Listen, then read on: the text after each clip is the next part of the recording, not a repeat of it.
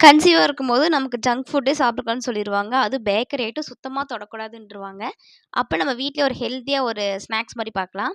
ஒண்ணுமே இல்ல. பால்வாடில குடுத்துருக்காங்க சத்து மாவு எடுத்திருக்கோம். அது எந்த கப்ல எடுத்தோமோ, அதே கப்ல தண்ணி ஊத்தி, நல்லா ஒரு விஸ்க வச்சு கெளறிக்க போறோம். கட்டி இல்லாம கெளறிக்க போறோம். இந்த பதத்துல வந்தோனே நம்ம எடுத்துக்கலாம். உங்களுக்கு இப்போ வந்துட்டு நாட்டு சர்க்கரையோ, இல்ல வெல்லமோ, வெள்ள சர்க்கரையோ போட்டு கலந்துக்கலாம். எனக்கு வந்து தேங்காய், ஏலக்காய், நாட்டு சர்க்கரை எதுவுமே செட் ஆகல. எனக்கு வந்து 4 மாசம் தான் ஆகாதனால, எனக்கு வந்து ஒத்துக்கல. நம்ம இப்போ வந்துட்டு பணியார கல்ல வச்சுட்டு, நல்லா சூடானோனே கொஞ்சம் கொஞ்சமா ஒவ்வொரு ட்ராப்பா எண்ணெய் ஊத்திக்கலாம்.